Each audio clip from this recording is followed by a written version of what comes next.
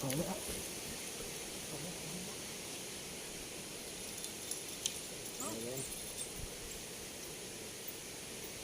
นี่โอ้เด้งเพิ่มซองเลยป่ะเนี่ยเอ้าบัดเขาบัดนี่โตใหญ่ๆทุกคน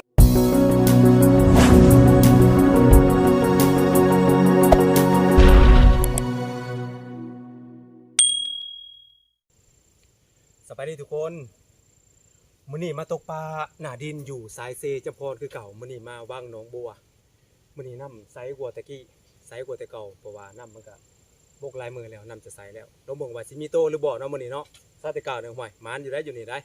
เดี๋ยวมื้อนี้หาติดตามกันเด้อทุกคนเด้อว่าสิมานคือเก่าหรือบ่มาฝั่งหาดมื้อนี้แต่ละมื้ออยู่ฝั่งพุ่นทางเหนือพุ่นทางอยู่มื้อนี้มาทางหาดเอาติดตามมากันเด้อทุกคนเด้อ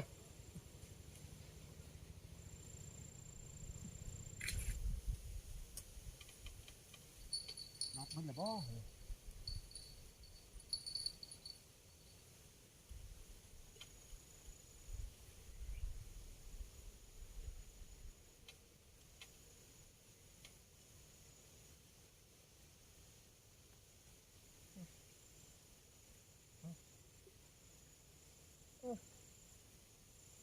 อุ้ยถึง2 ตัวอุ้ยปลาทูแบบไม่มีเสียงอุ้ยถึงแบบงงๆพี่น้องได้ปลาทู2 ตัวอุ้ยแบบงงๆอุ้ยมันอยู่ว้ายแบบนี้ก็มีเว้ยงงเลยคิดว่าสิดึงขึ้นมาเปลี่ยนเนี่ยถึง2 ตัวเสยมันเอาจะได้กับมันโอ้มันอยู่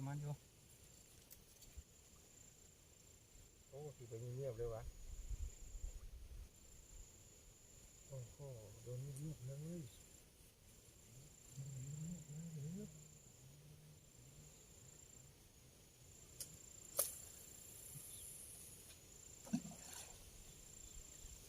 ไกลไปไหม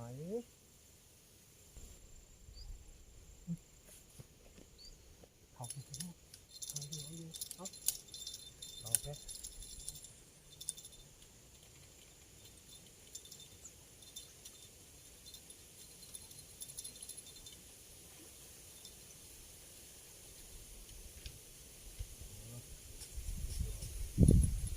เก่งน้อยคิดอยู่เอ้ย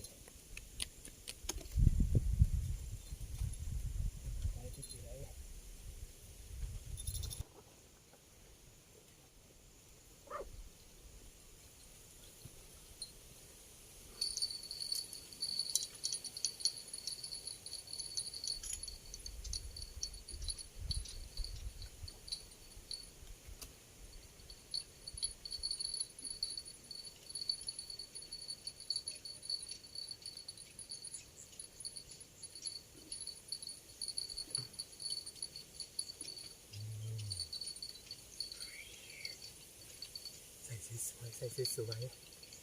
งามดีพวกงามมาแล้ว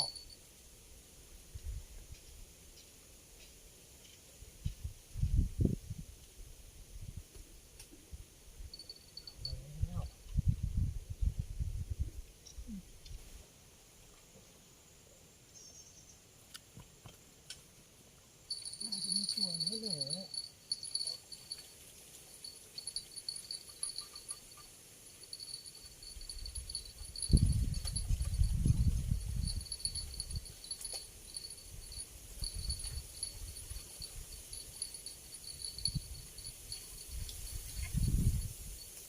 โอ้โหมันเริ่มเลยพี่น้องเอ้ย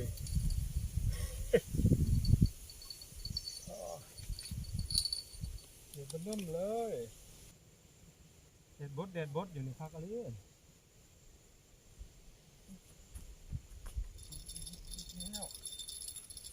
ทำมาแล้วไม่สูง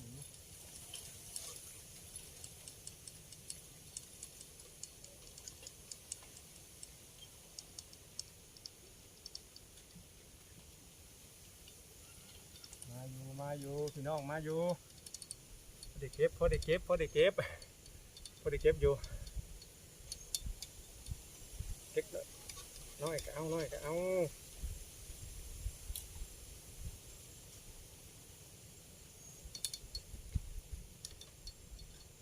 เก็บซิปไปนี่แล้ว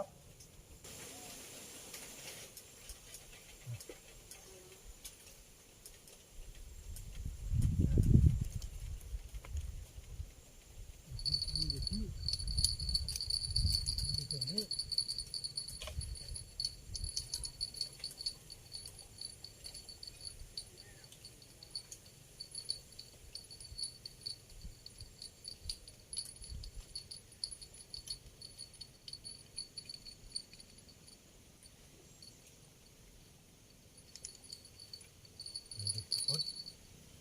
ปลามันอยู่ปลามันอยู่แล้วนั่นเอาตรงย่ายนี่ไปแล้วนั่นปลาอยู่แล้วนั่นมันแล้วปลาแล้วหากินแล้วปลา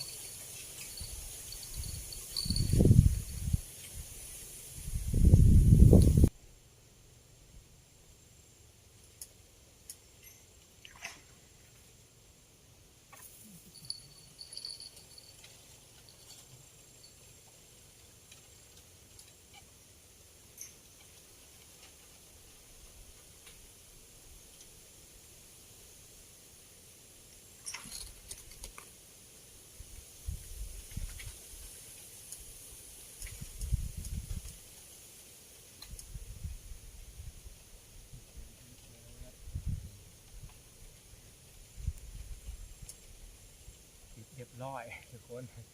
ปลาอีเก้งที่เก่าโอ้งาม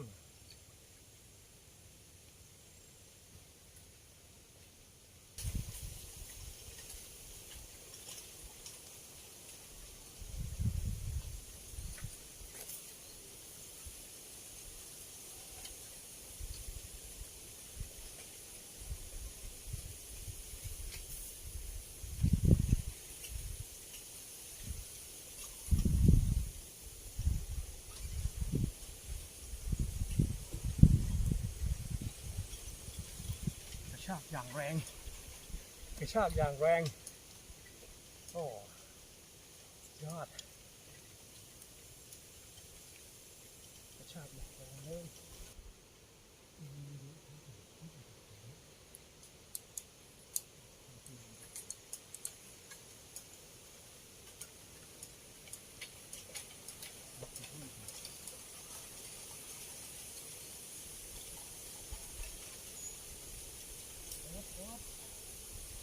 โอ้โหสุดยอดจ้าโอ้โหมีสองจ้าถือแบบได้อะไรโอ้สุดยอดครับเอาไปอัศจรรย์ปลาซิวเข่าสุดยอด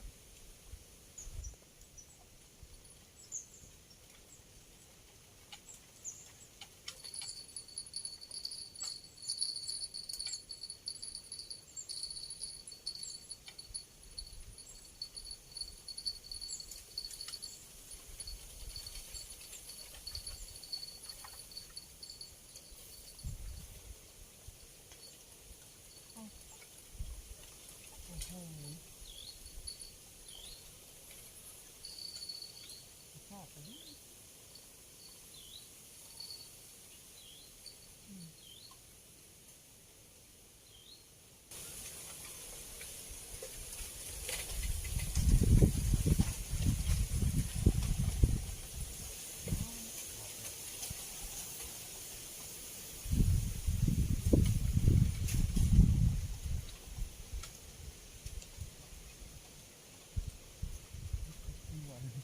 โอ้โห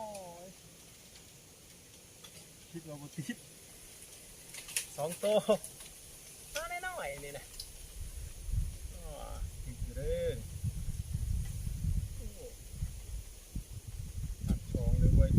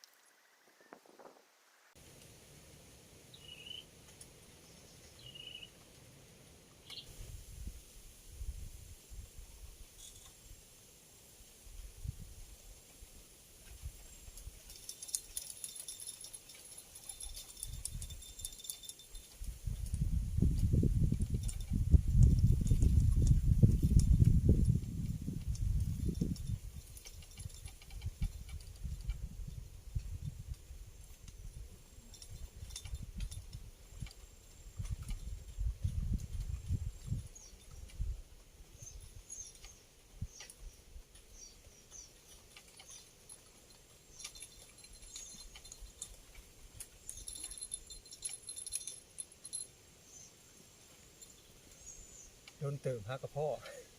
ตัวหนึ่งนานรอบบ่ายม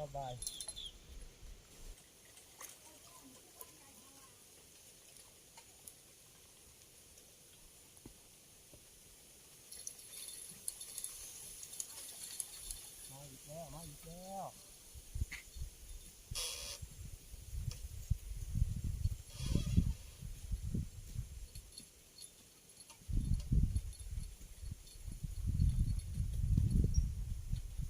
โอ้โห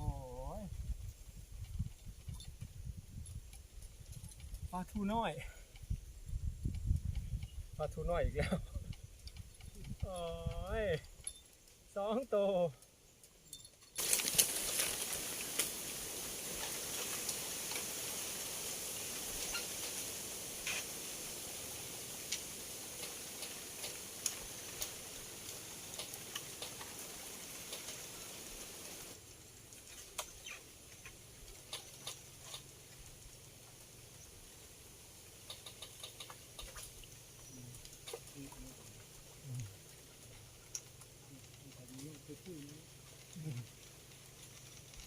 ยับขึ้น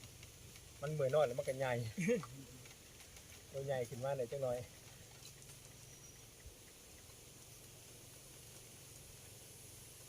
ตรงบ่าขึ้นแล้วตั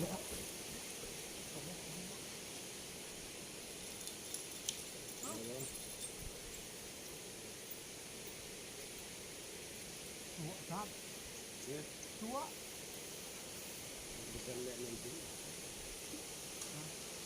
เอ้าบริตัวอะไร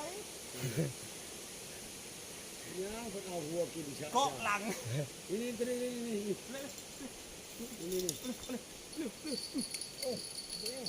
เพิ่มซองเลยบัดนี้เอ้าบัดเขา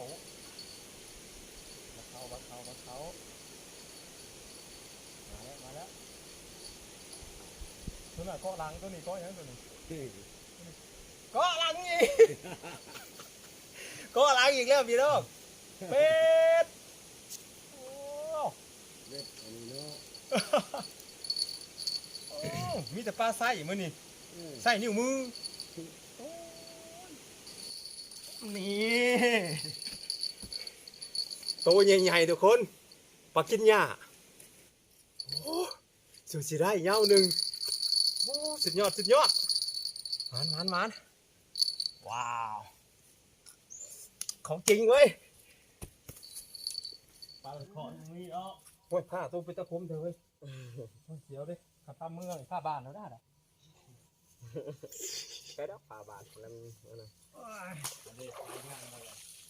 โอ้ยผลงานมือนี่พี่น้องได้ปลากินหญ้าตัวหนึ่งใหญ่ๆงามๆดิปลากินหญ้าหรือว่าปลาโนนจันทร์เมืองไทยห้องเนาะบ้านเฮาเกิดปลากินหญ้าเนี่ยงามๆพอได้ลาบมือแรงนี่ลาบแม่ลูกแท้ๆลูกใช่เอาสำหรับคลิปนี้ก็ขอฝากไว้สำนี้ก่อนเด้อเนาะขอขอบใจทุกคนที่เบิ่งตั้งแต่ต้นจนจบแต่ก็ฝากกดไลค์กดแชร์ฝากกด Subscribe ให้เด้อเนาะเอาพบกันในคลิปหน้าเด้อพี่น้องเด้อสำหรับคลิปนี้ก็ขอฝากไว้สำนี้ก่อนเจ้าขอขอบใจ